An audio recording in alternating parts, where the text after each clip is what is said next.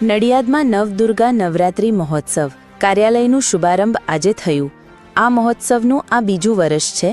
આ ભવ્ય કાર્યક્રમમાં ખેડા જિલ્લા ભાજપ અધ્યક્ષ નયનાબેન પટેલ અને નડિયાદના ધારાસભ્ય તેમજ મા શક્તિ ચેરિટેબલ ટ્રસ્ટના મેનેજિંગ ટ્રસ્ટી પંકજભાઈ દેસાઈ ઉપસ્થિત રહ્યા હતા। ગાયિકા પલકબેન પટેલે પણ આ પ્રસંગે હાજરી આપી હતી। આ ગરબા મહોત્સવમાં ખેલૈયાઓને ગરબા પ્રેમીઓ માટે અનેક વિશેષતાઓ છે, જેમાં 4 લાખ ચોરસ ફૂટથી વધુનો વિશાળ ગ્રાઉન્ડ, 25,000થી વધુ ખેલૈયાઓ માટે જગ્યા અને 7,000 દર્શકો માટે બેઠક વ્યવસ્થાનો સમાવેશ થાય છે।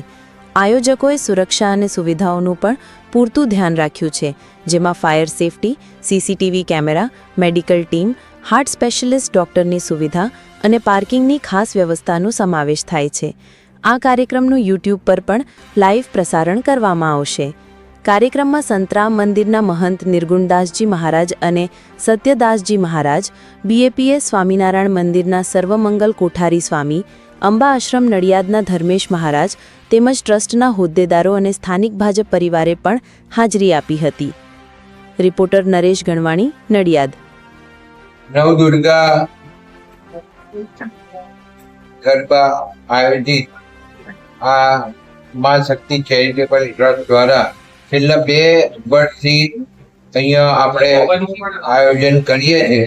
એ જગ્યાએ ફરીથી આ વખતે પણ આ મા શક્તિ ચેરિટેબલ ટ્રસ્ટ દ્વારા આ આયોજન કરવામાં આવ્યું છે।